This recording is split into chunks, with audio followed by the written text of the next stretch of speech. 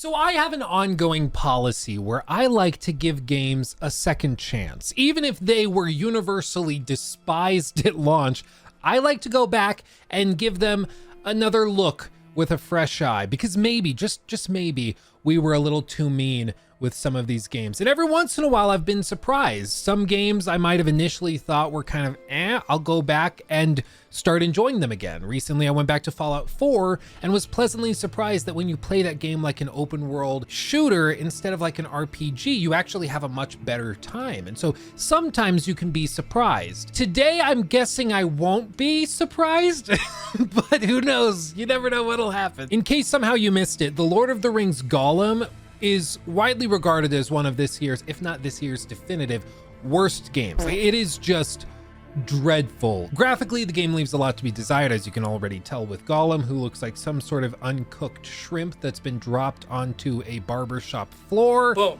Roasted. And as I outlined in my review of the game back at launch just a few short months ago, this game is buggy as all get up. It looks extremely outdated, and across the board just isn't fun. But again, keep an open mind. Maybe, just maybe, we were wrong. Let's see. Now, one thing I'm going to do is I'm going to put on performance metrics up in the top left so you can see how it's running. Bear in mind, we are running this basically on a supercomputer, so there is no reason it should be struggling at all with any of this. Dipping down to 27 already. I love it. I knew that we probably were not going to be pleasantly surprised, but you know what? Maybe we still will be surprised. Does that tree look great? Maybe it's just a matter of interpretation. It does sort of look like some weird Halloween decoration made out of ramen noodles, but you know what? To each their own. And there's our titular character. Got him. Yep. Okay. Okay. Oh man, it's so good to be back, isn't it? It just feels right. And here we are, already stuttering away. Gotta love it. Now, one thing I just want to say up front is that I don't take any pleasure in this.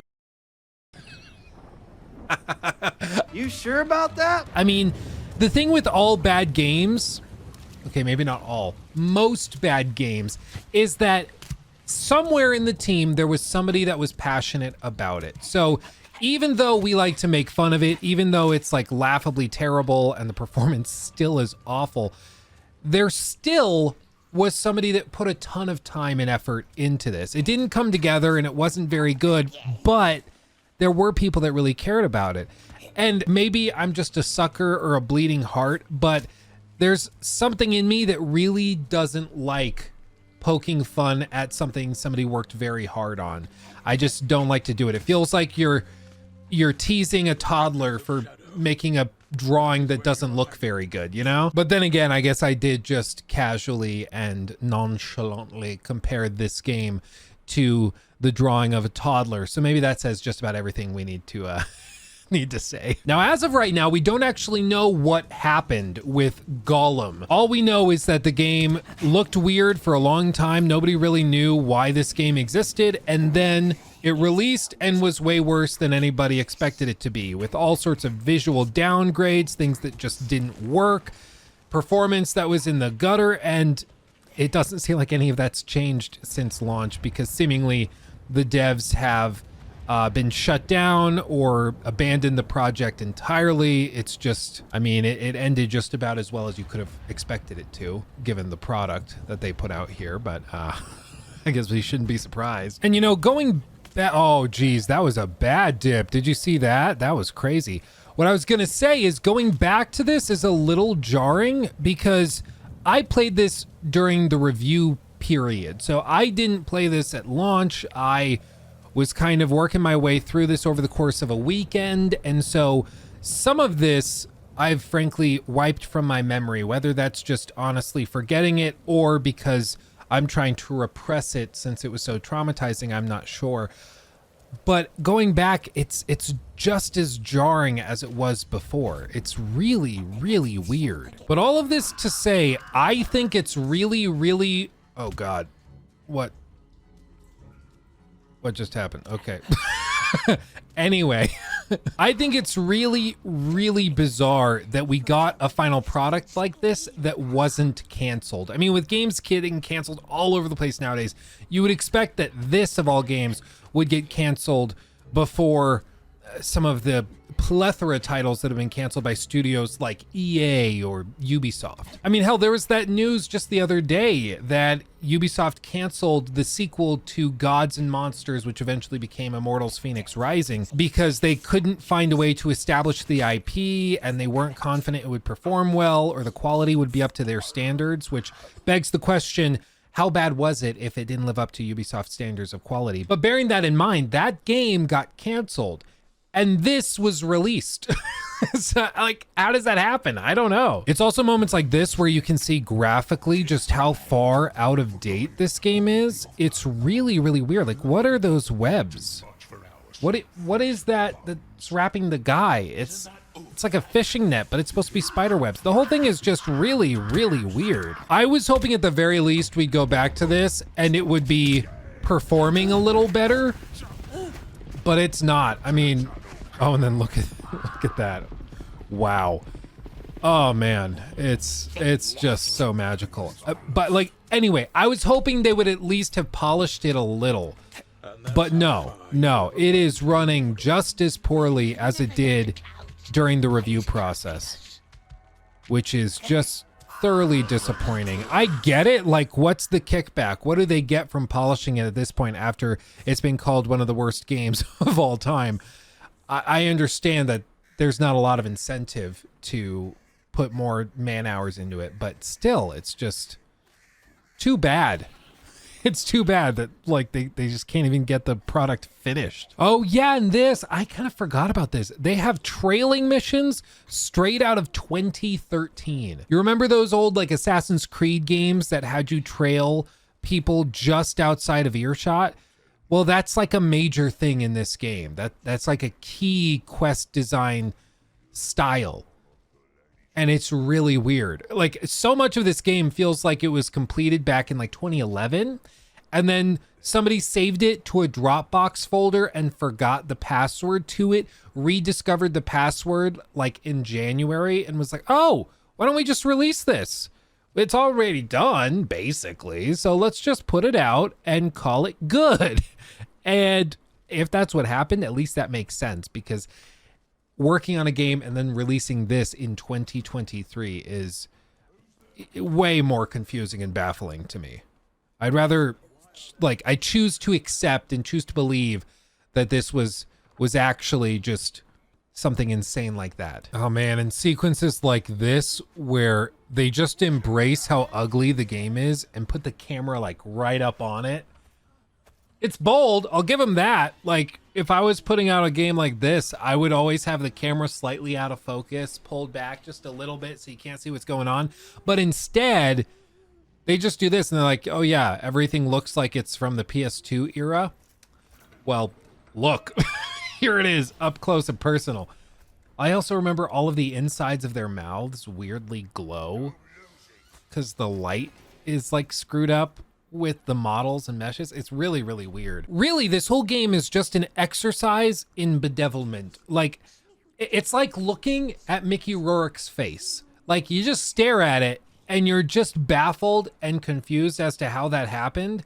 And you want to know, like, if you should do something to help or if you should tell somebody, but you don't want to be the guy that does that if everything's actually okay.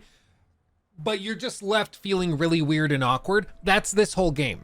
Mickey Rourke's face. That's what this is. But again, the weird part of this game is that there is a lot of effort put into parts of it. Like building out this like dungeon complex, making sure it abides by the lore, telling what is effectively an original story as far as I'm aware, and working very, very hard to, again, stick within the boundaries and rules of this universe. There were people that were very passionate about the Lord of the Rings working on this project.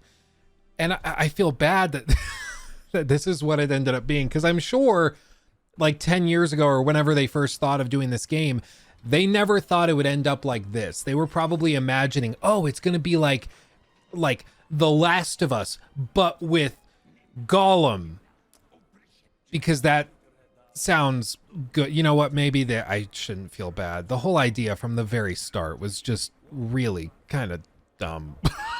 Like who thought this was a good idea? Also, all the skulls are mismatched sizes. Like they have the same meshes there for the little ones as the big ones. I get maybe they're like different sized people, but or like orcs or whatever they are. But still. Oh man, the stuttering is real, my dudes. Wow. Oh god. Again, maybe I just blocked it out of my memory. I don't remember the stuttering being this bad. It is really, really rough. I just don't understand. Oh, and then look at this guy with weird potato fingers. We don't understand. Oh, just take in the dialogue. Just take it in. Hey, Grashnik, I didn't catch your name.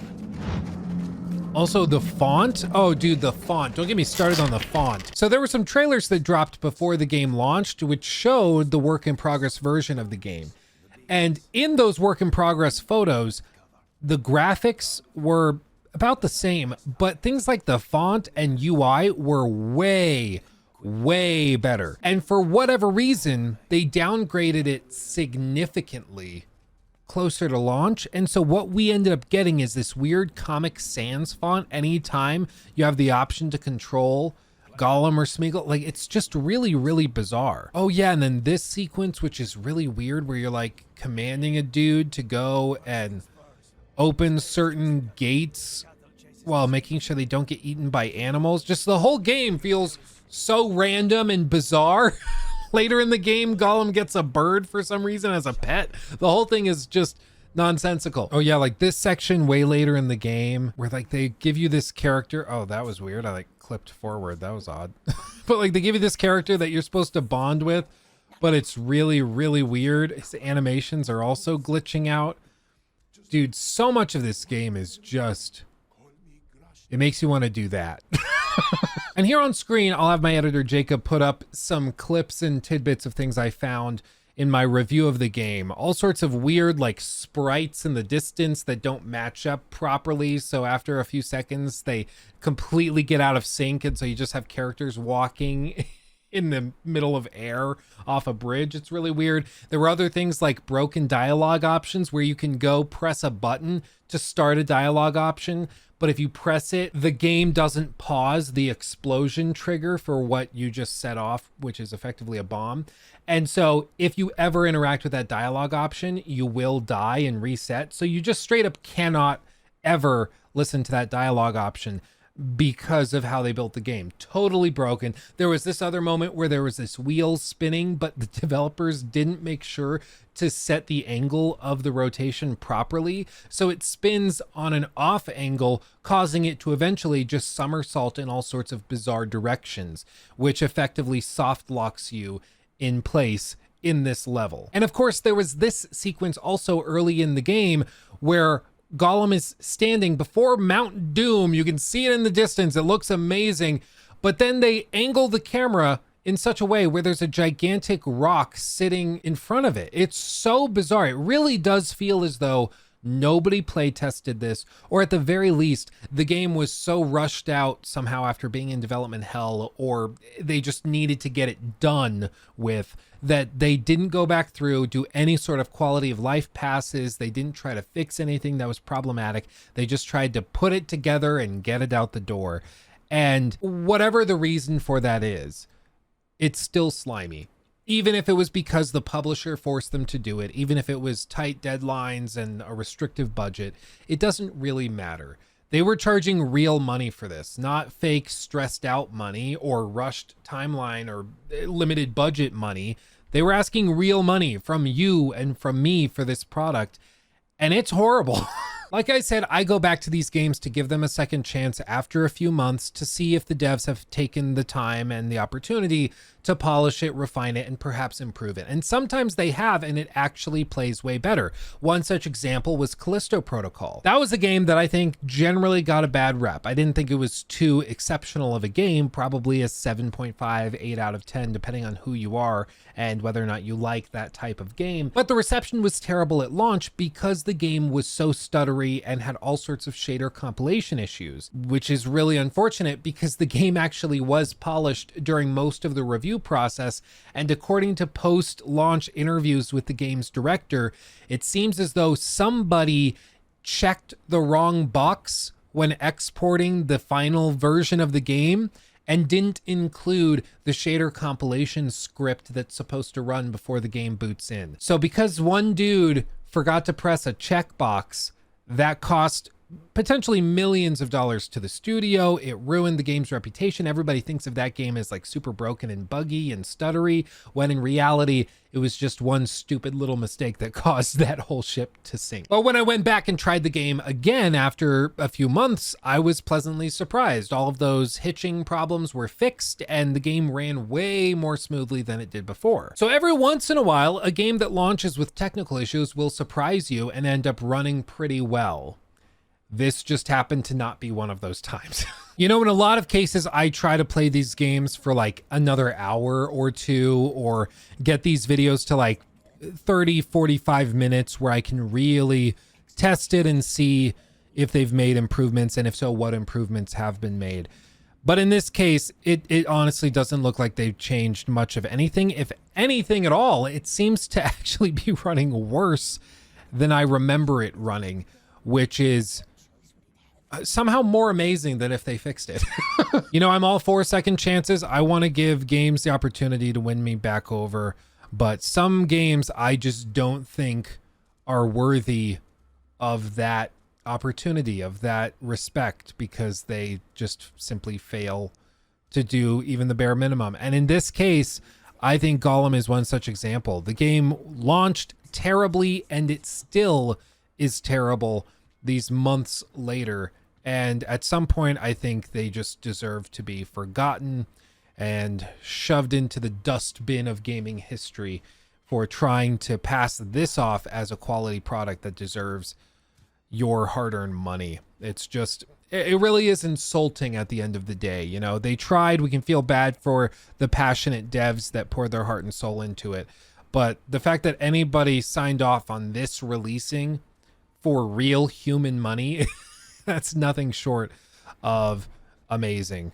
and stunning. So I'm going to leave it there before I suffer more brain damage. Thank you for watching. If you want to see me go back and try another game from years gone by, let me know in the comment section below, and make sure to come over and join me on Luke Stevens Live, my live streaming channel here on YouTube. Just search in the search bar Luke Stevens Live. I'm live like 3-4 times a week. I'm probably live at the very moment you are seeing this video, just statistically. So come over, say hi. I would love to hang out with you. But with that, as always, thank you for watching. I love you all. You're making my dreams a reality every single day, and never think I take it for granted. I truly, truly appreciate you. Much love. I'll see you in the next one, which is at this point going to be the Starfield review that goes up on Thursday. So buckle up, Buttercup. It's going to be a fun weekend. Much love. I'll see you in the next one. Hugs and kisses. Bye-bye.